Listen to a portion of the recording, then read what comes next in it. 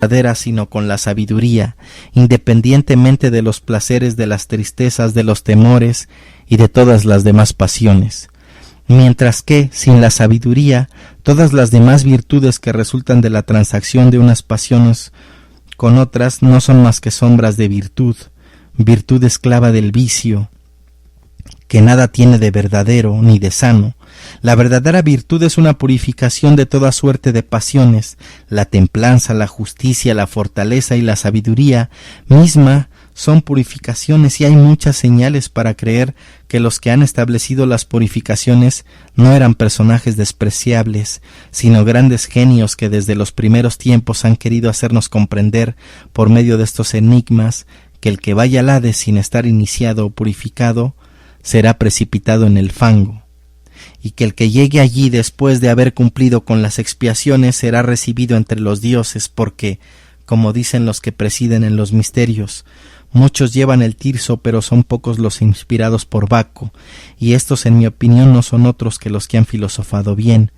Nada he perdonado por ser de este número, y he trabajado toda mi vida para conseguirlo.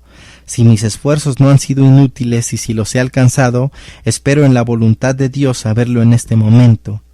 He aquí, mi querido Cebes, mi apología para justificar ante ustedes por qué, dejándoos abandonado a los señores de este mundo, no estoy triste ni desazogado, en la esperanza de que encontraré allí, como he encontrado en este mundo, buenos amigos y buenos gobernantes, y esto es lo que la multitud no comprende.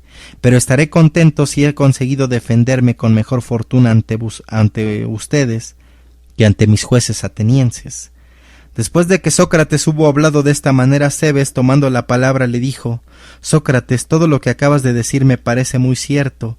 Hay, sin embargo, una cosa que parece increíble a los hombres, y es eso que has dicho del alma, porque los hombres se imaginan que cuando el alma ha abandonado el cuerpo, ella desaparece, que el día mismo que el hombre muere, o se marcha con el cuerpo, o se desvanece como un vapor, o como un humo que se disipa en los aires, y que no existe en ninguna parte, porque si subsistiese sola, recogida en sí misma, y libre de todos los males de que nos ha hablado, podríamos alimentar una grande y magnífica esperanza.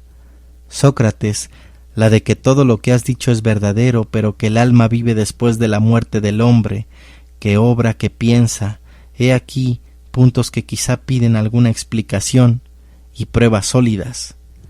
Dices verdad, Cebes, replicó Sócrates, pero ¿cómo lo haremos?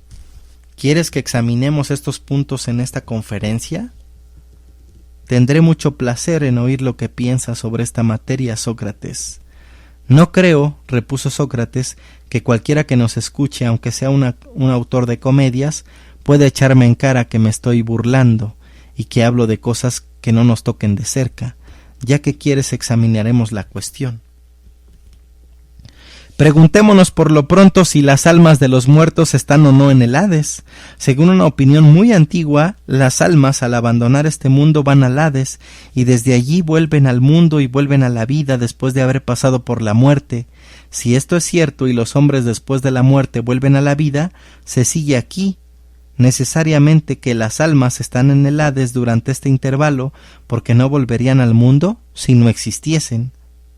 Y será una prueba suficiente de que existen si vemos claramente que los vivos no nacen sino de los muertos, porque si esto no fuese así, sería preciso buscar otras pruebas. De hecho, dijo Cebes, pero, replicó Sócrates, para asegurarse de esta verdad, no hay que concretarse a examinarla con relación a los hombres, sino que es preciso hacerlo con relación a los animales, a las plantas y a todo lo que nace, porque así se verá que todas las cosas nacen de la misma manera, es decir, de sus contrarias, cuando tienen contrarias. Por ejemplo, lo bello es lo contrario de lo feo, lo justo de lo injusto, y lo mismo sucede en una infinidad de cosas. Veamos pues si es absolutamente necesario que las cosas que tienen sus contrarias solo nazcan de estas contrarias, como también si cuando una cosa se hace más grande es de toda necesidad que antes haya sido más pequeña para adquirir después esta magnitud. Sin duda, y cuando se hace más pequeña, si es preciso que haya sido antes más grande para disminuir después. Asimismo, lo más fuerte viene de lo más débil, lo más ligero de lo más lento. Y, continuó Sócrates, cuando una cosa se hace más mala, ¿no es claro que era mejor? Y cuando se hace más justa, ¿no es claro que era más injusta? Verga. No mames. Así pues, Cebes, todas las cosas vienen de sus contrarias, es una cosa demostrada. Pero entre estas dos contrarias no hay siempre un cierto medio, una doble operación que lleva de este a aquel y de aquel a este. Entre una cosa más grande y una cosa más pequeña, el medio es el crecimiento y la disminución. Al uno llamamos crecer y al otro lo llamamos disminuir. Lo mismo sucede con lo que se llama mezclarse, separarse, calentarse, enfriarse y todas las demás cosas, y aunque sucede algunas veces que no tenemos términos para expresar toda esa clase de cambios, vemos sin embargo por experiencia que es siempre de necesidad absoluta que las cosas nazcan las unas de las otras, y que pasen de lo uno a lo otro por un medio. ¿Y qué? Repuso Sócrates, ¿la vida no tiene también su contraria, como la vigilia tiene el sueño? ¿Cuál es la contraria de la vida? La muerte. Estas dos cosas sí son contrarias, no nacen la una de la otra y no hay entre ellas dos generaciones o una operación intermedia que hace posible el paso de una a otra. ¿Cómo? Yo, dijo Sócrates, te explicaré la combinación de las dos contrarias de las que acabo de hablar, y el paso recíproco de la una a la otra, y tú me explicarás la otra combinación. Digo, pues, con motivo del sueño y de la vigilia, que del sueño nace la vigilia y de la vigilia el sueño, y que el paso de la vigilia al sueño es el adormecimiento, y el paso del sueño a la vigilia es el acto de despertar. ¿No queda claro esto? Pues sí. Dinos a tu vez la combinación de la vida y la muerte. ¿No dices que la muerte es lo contrario de la vida? Sí. ¿Y que una nace de la otra? Sí. ¿Qué nace entonces de la vida? La muerte. ¿Qué nace de la muerte? Pues es que es preciso contestar que es la vida. De lo que muere, replicó Sócrates, nace por consiguiente todo lo que vive y tiene vida. Y por lo tanto, nuestras almas están en el Hades después de la muerte, pero de los medios en que se realizan estas dos contrarias, uno de ellos no es la muerte sensible. ¿No sabemos lo que es morir? ¿Cómo nos arreglaremos entonces? ¿Reconoceremos igualmente a la muerte la virtud de producir su contraria, o diremos que por este lado la naturaleza escoja? ¿No es toda necesidad que el morir tenga su contrario? ¿Y cuál es este contrario? Revivir. Si hay un regreso de la muerte a la vida, repuso Sócrates, consiste en verificar este regreso. Por lo tanto, estamos de acuerdo en que los vivos no nacen menos de los muertos, que los muertos de los vivos, prueba incontestable de que las almas de los muertos existen en alguna parte de donde vuelven a la vida. Me parece, dijo Cebes, que lo que dices es una consecuencia necesaria de los principios que hemos convenido.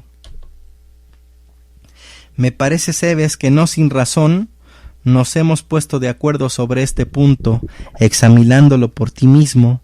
Si todas estas contrarias no se engendrasen recíprocamente, girando, por decirlo así, en un círculo, y si no hubiese más que una producción directa de lo uno por lo otro, sin ningún regreso de este último al primer contrario que le ha producido, ya comprendes que en este caso todas las cosas tendrían la misma figura, aparecerían de una misma forma y toda producción cesaría.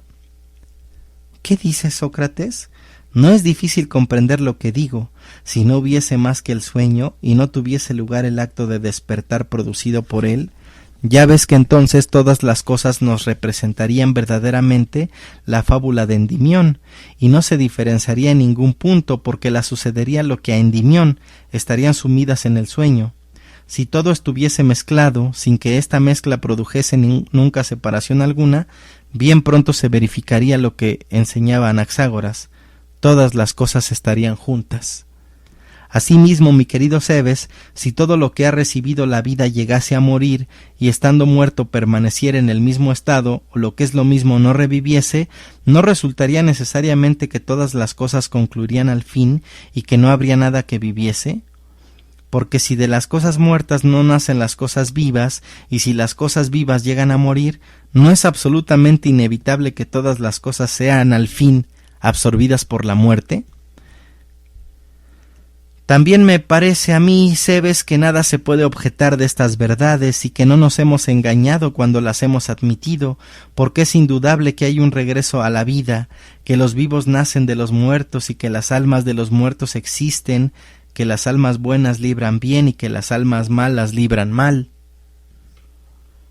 Cebes, interrumpiendo a Sócrates, le dijo: lo que dices es un resultado necesario de otro principio que te he oído muchas veces sentar como cierto, a saber que nuestra ciencia no es más que una reminiscencia.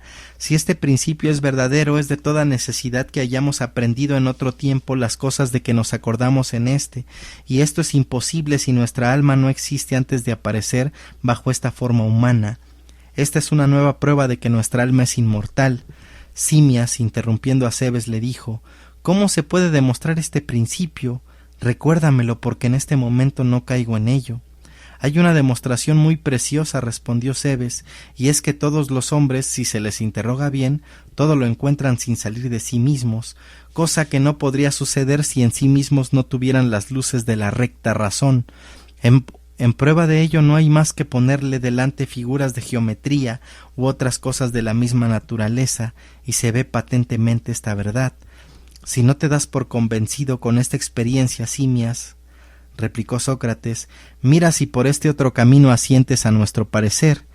¿Tienes dificultad en creer que aprender no es más que acordarse? No mames, cabrón. ¿Tienes dificultad en creer que aprender no es más que acordarse? De repente creemos que aprendemos si nos acordamos.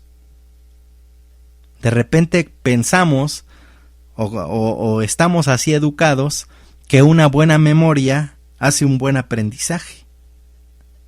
No mames. Pero lo que precisamente quiero es llegar al fondo de este recuerdo de que hablamos, y aunque gracias a lo que ha dicho Cebes hago alguna memoria y comienzo a creer que no me impide esto al escuchar con gusto las pruebas que tú quieres darnos. Estamos conformes todos en que para acordarse es preciso haber sabido antes la cosa de que uno se acuerda. Convenimos igualmente en que cuando la ciencia se produce de cierto modo, es una reminiscencia. Al decir de cierto modo, quiero dar a entender, por ejemplo, cómo cuando un hombre, viendo y oyendo alguna cosa o percibiéndola por cualquier otro de sus sentidos, no conoce sólo esta cosa percibida, sino que al mismo tiempo piensa en otra que no depende de la misma manera de conocer sino de otra. ¿No diremos con razón que este hombre recuerda la cosa que le ha venido al espíritu? Digo, por ejemplo, que uno es el conocimiento del hombre y otro el conocimiento de una lira. Pues bien, continuó Sócrates, ¿no sabes lo que sucede a los amantes cuando ven una lira, un traje o cualquier otra cosa de que el objeto de su amor tiene costumbre de servirse? Al reconocer esta lira viene a su pensamiento la imagen de aquel a quien ha pertenecido. He aquí lo que se llama reminiscencia. Frecuentemente al ver a Simias recordamos a Cebes. Podría citarte 1.000.000 de ejemplos. He aquí lo que es reminiscencia, y sobre todo cuando se llega a recordar cosas que se habían olvidado por el transcurso del tiempo o por haberlas perdido de vista. Pero al ver un caballo o una lira pintados, ¿no puede recordarse a un hombre? Y al ver el retrato de Simias, ¿no puede recordarse a Cebes? Con más razón, si se ve el retrato de Simias, se recordará a Simias mismo. ¿No es claro entonces que la reminiscencia la despiertan lo mismo las cosas semejantes que las desemejantes? Y cuando se recuerda alguna cosa a causa de la semejanza, no sucede necesariamente que el espíritu ve inmediatamente si falta o no al retrato alguna cosa para la perfecta semejanza con el original del que se acuerda. Fíjate bien para ver si piensas como yo. ¿No hay una cosa a que llamamos igualdad? No hablo de igualdad entre un árbol y otro árbol, entre una piedra y otra piedra, y entre muchas otras cosas semejantes. Hablo de una igualdad que está fuera de todos estos objetos. Pensamos que esta igualdad es en sí misma algo, o que no es nada. Decimos ciertamente que es algo, pero ¿conocemos esa igualdad? ¿De dónde hemos sacado esta ciencia, este conocimiento? ¿No es de las cosas que acabamos de hablar? Es decir, que viendo árboles iguales, piedras iguales y otras muchas cosas de esta naturaleza, nos hemos formado la idea de esta igualdad, que no es ni estos árboles ni estas piedras, sino que es una cosa eternamente diferente. ¿No te parece diferente? Atiende a esto. Las piedras, los árboles, que muchas veces son los mismos, ¿no nos parecen por comparación tan pronto iguales como desiguales? Las cosas iguales parecen algunas veces desiguales, pero la igualdad considerada en sí, ¿te parece desigual? La igualdad y lo que es igual no son, por consiguiente, una misma cosa. Sin embargo, de estas dos cosas iguales que son diferentes de la igualdad, has sacado la idea de la igualdad. Y esto se entiende ya sea esta igualdad semejante ya de semejante respecto de los objetos que han motivado la idea. Por otra parte, cuando al ver una cosa tú imaginas otra, sea semejante o de semejante, tiene lugar necesariamente una reminiscencia. Pero, repuso Sócrates, dime, cuando vemos árboles que son iguales u otras cosas iguales, ¿las encontramos iguales como la igualdad misma de que tenemos idea? ¿O falta mucho para que sean iguales como esta igualdad? Convenimos mucho en que cuando alguno viendo una cosa piensa que esta cosa, como la que yo ya estoy viendo ahora delante de mí, puede ser igual a otra, pero que le falta mucho para ello porque es inferior respecto de ella. Será preciso, digo, que aquel que tiene este pensamiento haya visto y conocido antes esta cosa a la que dice que la otra se parece, pero imperfectamente. ¿No nos sucede lo mismo respecto de las cosas iguales cuando queremos compararlas con la igualdad? Por consiguiente, es de toda necesidad que hayamos visto esta igualdad antes del momento en que, al ver por primera vez cosas iguales, hemos creído que todas tienden a ser iguales como la igualdad misma y que no pueden conseguirlo. También convenimos en que hemos sacado este pensamiento, ni podía salir de otra parte de alguno de nuestros sentidos, por haber visto o tocado, o en fin, por haber ejercitado cualquier otro de nuestros sentidos, porque lo mismo digo de todos. Lo mismo puede decirse Sócrates tratando de lo que ahora tratamos. Es preciso, por lo tanto, que de los sentidos mismos saquemos este pensamiento, que todas las cosas iguales que caen bajo nuestros sentidos tienden a esta igualdad inteligible y que quedan por debajo de ella. Porque antes que hayamos comenzado a ver, oír o hacer uso de todos los demás sentidos, es preciso que hayamos tenido conocimiento de esta igualdad inteligente para comparar con ella las cosas sensibles, iguales, y para ver que ellas tienden a todas a ser semejantes a esta igualdad porque son inferiores a la misma. Es una consecuencia necesaria de lo que se ha dicho, Sócrates. Pero ¿no es cierto que desde el instante en que hemos nacido hemos visto, hemos oído y hemos hecho uso de todos los demás sentidos? Es preciso entonces que antes de ese tiempo hayamos tenido conocimientos de la igualdad. Por consiguiente, es absolutamente necesario que lo hayamos tenido antes de nuestro nacimiento. Si lo hemos tenido antes de nuestro nacimiento, nosotros sabemos antes de nacer, y después hemos conocido no solo lo que es igual, lo que es más grande, lo que es más pequeño, sino también todas las cosas de esta naturaleza, porque lo que decimos aquí de la igualdad, lo mismo puede decirse de la belleza, de la bondad, de la justicia, de la santidad, en una palabra, de todas las demás cosas cuya existencia admitimos en nuestras conversaciones y en nuestras preguntas y respuestas, de suerte que es de necesidad absoluta que hayamos tenido conocimiento antes de nacer. Y si después de haber tenido estos conocimientos nunca lo olvidáramos, no solo naceríamos con ellos, sino que los conservaríamos durante toda nuestra vida, porque saber es otra cosa que conservar la ciencia que se ha recibido y no perderla, y olvidar no es perder la ciencia que se tenía antes. Y si después, no mames, güey, y si después de perdón, necesito leer otra vez esto. ¿Saber es otra cosa que conservar la ciencia que se ha recibido y no perderla? Eso es saber. ¿Y olvidar no es perder la ciencia que se tenía antes? Y si después de haber tenido estos conocimientos antes de nacer y haberlos perdidos después de haber nacido, llegamos enseguida a recobrar esta ciencia anterior, sirviéndose del ministerio de nuestros sentidos, que es lo que llamamos aprender, ¿no es esto recobrar la ciencia que teníamos y no tendremos razón para llamar a esto reminiscencia? Verga. Estamos pues conformes en que es muy posible que aquel que ha sentido una cosa, es decir, que la ha visto, oído o en fin percibido por alguno de sus sentidos, piense con ocasión de estas sensaciones en una cosa que ha olvidado y cosa que tenga alguna relación con la percibida, ya se le parezca o ya no se le parezca, de manera que tiene que suceder una de dos cosas: o que nazcamos con estos conocimientos o los conservemos toda la vida, o que los aprendan, no hagan según nosotros otra cosa que recordar, y que la ciencia no sea más que una reminiscencia. ¿Qué escoges tú, Simias? ¿Nacemos con conocimientos o nos acordamos después de haber olvidado lo que ya sabíamos? No sé, Sócrates. ¿Pero qué pensarías y qué escogerías en este caso? ¿Un hombre que sabe una cosa puede dar razón de lo que sabe? ¿Y te parece que todos los hombres pueden dar razón de las cosas de las que acabamos de hablar? Yo querría que fuese así, respondió Simias, pero me temo mucho que mañana no encontraremos un hombre capaz de dar razón de ellas. No mames. ¿Te parece, Simias, que todos los hombres tienen esta ciencia? Seguramente no. ¿Ellos no hacen entonces más que recordar las cosas que han sabido en otro tiempo?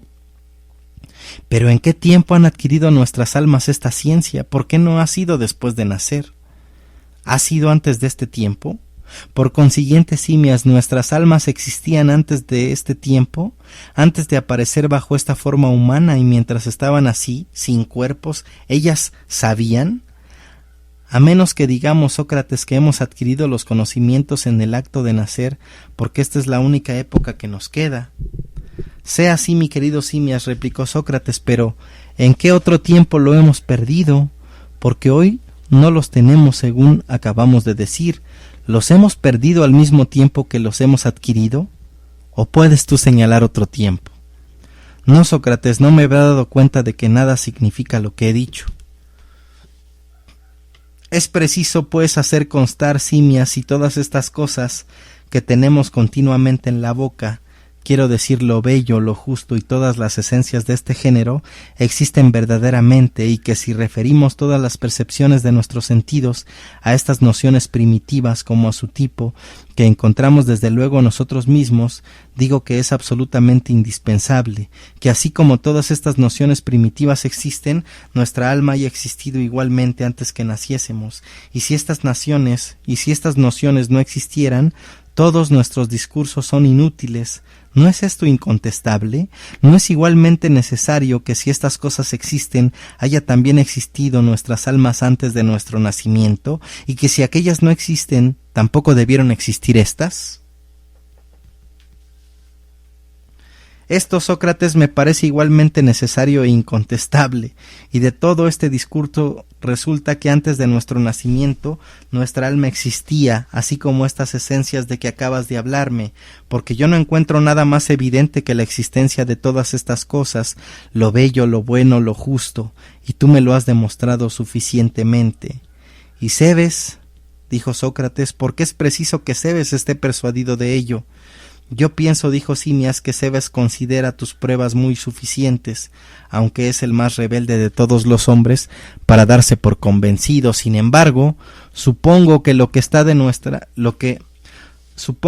está de que nuestra alma existe antes de nuestro nacimiento, pero que exista después de la muerte, es lo que a mí mismo no me parece bastante demostrado, porque esa opinión del pueblo de que Cebes te hablaba antes queda aún en pie y en toda su fuerza, la de que después de muerto el hombre, su alma se disipa y cesa de existir. En efecto, ¿qué puede impedir que el alma nazca, que exista en alguna parte, que exista antes de venir a animar el cuerpo, y que cuando salga de éste concluya con él y cese de existir? Dices muy bien, Simias, dijo Cebes. Me parece que Sócrates no ha probado más que la mitad de lo que era preciso que probara, porque ha demostrado muy bien que nuestra alma existía antes de nuestro nacimiento, mas para completar su demostración debía probar igualmente que después de nuestra muerte nuestra alma existe lo mismo que existió antes de esta vida. El mundo está repleta de estos cabrones que van por el mundo tratando de que alguien les demuestre algo que ellos no creen, no saben o no piensan o no están convencidos. Luego entonces su misión general es precisamente descalificar absolutamente todo lo que se les dice, creyendo precisamente por eso y para eso se crearon los milagros. No me creas a mí, cree que hay algo superior a mí. Ahí está ese milagro para comprobarlo. Ya os lo he demostrado, Simias y Cebes, y convendréis en ello si unís esta última prueba a la que ya habéis admitido, esto es, que los vivos nacen de los muertos, porque si es cierto que nuestra alma existe antes del nacimiento, y si es de toda necesidad que al venir la vida salga, por así decirlo, del seno de la muerte, ¿cómo no ha de ser igualmente necesario que exista después de la muerte, puesto que debe volver a la vida? Así pues, lo que ahora me pedís ya ha sido demostrado. Sin embargo, me parece que ambos deseáis profundizar más esta cuestión, y que teméis como los niños que cuando el alma sale del cuerpo la arrastren los vientos, sobre todo cuando se muere en tiempos de borrasca. Entonces Cebes, sonriendo, dijo: Sócrates, supón que lo tememos, o más bien que sin temerlo está aquí entre nosotros un niño que lo teme, a quien es necesario convencer que no debe temer a la muerte como a un vano fantasma. Para esto, replicó Sócrates, es preciso emplear todos los días encantamientos hasta que se haya curado de semejante aprensión. Pero Sócrates, ¿dónde encontraremos a un buen encantador, puesto que tú vas a abandonarnos? La helada es grande, Cebes, y en ella encontraréis muchas personas muy entendidas. Por otra parte, tenéis muchos pueblos extranjeros y es preciso recorrerlos todos e interrogarlos para encontrar este encantador sin escatimar gasto ni trabajo, porque ninguna cosa podéis emplear más útilmente vuestra fortuna. También es preciso que lo busquéis entre vosotros, porque quizá no encontraréis otros más capaces que vosotros mismos para estos encantamientos. Haremos lo que dice Sócrates, pero si no te molesta, volvamos a tomar el hilo de nuestra conversación. Con gusto, Cebes, ¿y por qué no? Perfectamente, Sócrates, dijo Cebes. Lo primero que debemos preguntarnos nosotros mismos, Sócrates, es cuáles son las cosas que por su naturaleza pueden disolverse, respecto de qué otras deberemos temer que tenga lugar esta disolución, y en cuáles no es posible este accidente. Enseguida es preciso examinar a cuál de esta naturaleza pertenece nuestra alma, y teniendo esto en cuenta, temer o esperar por ella. ¿No os parece que son las cosas compuestas o que por su naturaleza deben serlo las que deben disolverse en los elementos que han formado su composición? Y que si hay seres que no son compuestos, ellos son los únicos respecto de los que no puede tener lugar este accidente. Las cosas que son siempre las mismas y de la misma manera, ¿no tienen trazas de no ser compuestas? Las que mudan siempre y que nunca son las mismas, ¿no tienen trazas de ser necesariamente compuestas? Dirijámonos desde luego a esas cosas de que hablamos antes y cuya verdadera existencia hemos admitido. Siempre en nuestra pregunta y respuesta estas cosas no siempre son las mismas o mudan alguna vez. La igualdad, la belleza, la bondad y todas las existencias esenciales experimentan a veces algún cambio, por pequeño que sea, o cada una de ellas, siendo pura y simple, subsiste la misma en sí, sin experimentar nunca la menor alteración ni la menor mudanza. Es necesariamente preciso que ellas subsistan siempre las mismas sin cambiar jamás. Y todas las demás cosas, repuso Sócrates, hombres, caballos, trajes, muebles y tantas otras de la misma naturaleza, ¿quedan siempre las mismas o son enteramente opuestas a las primeras en cuanto no subsisten siempre en el mismo estado, ni con relación a sí mismas, ni con relación a los demás? No subsisten nunca las mismas. Ahora bien, estas cosas tú las puedes ver, tocar, percibir por cualquier sentido, mientras que las primeras, que son siempre las mismas, no pueden ser comprendidas sino por el pensamiento, porque son inmateriales y no se les ve jamás.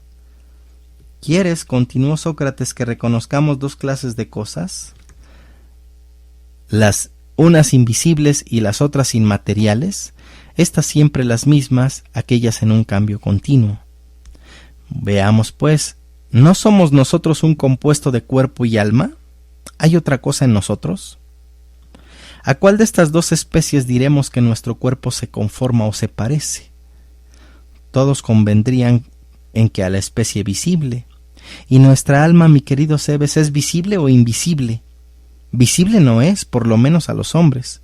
Pero cuando hablamos de cosas visibles o invisibles, hablamos con relación a los hombres sin tener en cuenta ninguna otra naturaleza. Sí, con relación a la naturaleza humana. ¿Qué diremos pues del alma? ¿Puede ser vista o no puede ser vista? Pues no, no puede serlo. Luego es inmaterial. Pues sí. Por consiguiente, nuestra alma es más conforme que el cuerpo con la naturaleza invisible y el cuerpo más conforme con la naturaleza invisible. Es absolutamente necesario. ¿No decíamos que, cuando el alma se sirve del cuerpo para considerar algún objeto, ya por la vista, ya por el oído, ya por cualquier otro sentido, porque la única función del cuerpo es atender a los objetos mediante los sentidos, se ve entonces atraída por el cuerpo hacia cosas que no son nunca las mismas, se extravía, se turba, vacila y tiene vértigos como si estuviera ebria, todo por haberse ligado a cosas de esta naturaleza? Mientras que cuando ella examina las cosas por sí misma sin recurrir al cuerpo, se dirige a lo que es puro, eterno, inmortal, inmutable, y como es de la misma naturaleza, se une y estrecha con ello cuanto puede, y da de sí su propia naturaleza. Entonces cesan extravíos y se mantiene siempre la misma, porque está unida a lo que no cambia jamás y participa de su naturaleza, y este estado del alma es lo que se llama sabiduría. Has hablado perfectamente, Sócrates, y dices una gran verdad. ¿A cuál de estas dos especies de seres te parece que el alma es más semejante y con cuál está más conforme, teniendo en cuenta los principios que dejamos sentados y todo lo que acabamos de decir? Me parece, Sócrates, que no hay hombre, por tenaz y estúpido que sea estrechado por tu método, no convenga en que el alma se parece más y es más conforme con lo que se mantiene siempre lo mismo, que no con lo que está en continua mudanza. ¿Y el cuerpo? Se parece más a lo que cambia. Sigamos aún otro camino. Cuando el alma y el cuerpo están juntos, la naturaleza ordena que el uno obedezca y el otro sea esclavo, y que el otro tenga el imperio y el mando. ¿Cuál de los dos te parece semejante a lo que es divino y cuál a lo que es mortal?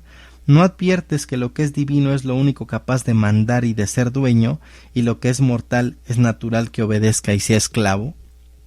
¿A cuál de los dos pertenece nuestra alma? Es evidente, Sócrates, que nuestra alma se parece a lo que es divino, y nuestro cuerpo a lo que es mortal.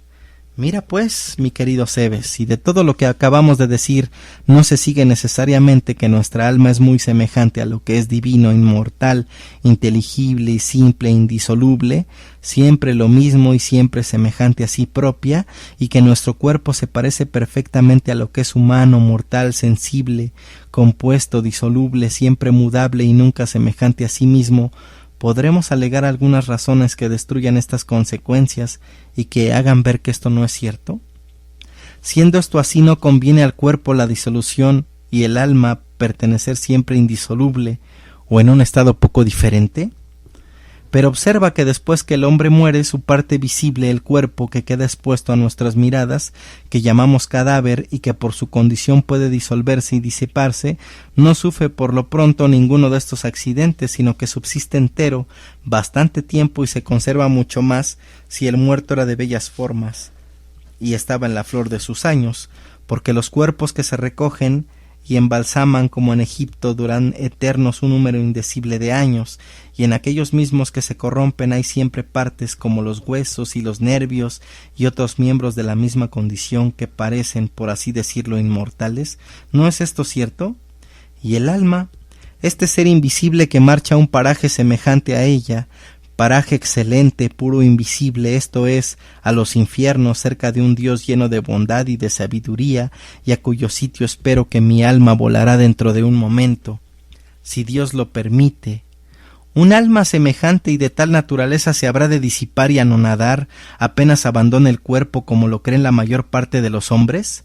De ninguna manera, mi querido Simias y Cebes, y he aquí lo que realmente sucede. Si el alma se retira pura, sin conservar nada del cuerpo, como sucede con la que durante la vida no ha tenido voluntariamente con él ningún comercio, sino que por el contrario le ha huido estando siempre recogida en sí misma y meditando siempre, es decir, filosofando en regla y aprendiendo efectivamente a morir, porque ¿no es esto prepararse para la muerte? Si el alma, digo, se retira en este estado, se une a un ser semejante a ella, divino, inmortal, lleno de sabiduría, cerca del cual goza de la felicidad, viéndose así libre de sus errores, de su ignorancia, de sus temores, de sus amores tiránicos y de todos los demás males afectos a la naturaleza humana, y puede decirse de ella, como de los iniciados, que pasa verdaderamente con los dioses toda la eternidad. ¿No es esto lo que debemos decir? Pero si se retira del cuerpo manchada e impura como la que ha estado siempre mezclada con él, ocupada en servirle, poseída de su amor, embriagada en él hasta el punto de creer que no hay otra realidad que la corporal, lo que se puede ver, tocar, beber y comer, o lo que sirve a los placeres del amor, mientras que aborrecía, temía y huía habitualmente de todo lo que es obscuro e invisible para los ojos, de todo lo que es inteligible y cuyo sentido sólo la filosofía muestra, ¿crees tú que un alma que se encuentra en tal estado puede salir pura y libre? Por el contrario, sale afeada con las manchas del cuerpo que se han hecho como naturales en ella, por el comercio continuo y la unión demasiado estrecha que con él ha tenido, por haber estado siempre unida con él y ocupándose solo de él. Estas manchas, mi querido Cebes, son una cubierta tosca, pesada, terrestre y visible, y el alma abrumada con este peso se ve arrastrada hacia este mundo visible por el temor que tiene del mundo invisible, del infierno, y anda, como suele decirse, errante por los cementerios, alrededor de las tumbas donde se han visto fantasmas tenebrosos como son los espectros de estas almas, que no han abandonado el cuerpo del todo purificadas, sino reteniendo algo de esta materia visible que las hace aún a ellas más visibles. Es muy probable que así sea, Sócrates. Y de aquí todavía se rantea como unas 20 hojas de Fedón y el alma, y es así como termina este primer tomo de los diálogos de Platón. No sé qué se me ocurra introducir para la filosofía en el podcast que viene. Ya lo pensaremos. Y bueno, vámonos con lo que sigue.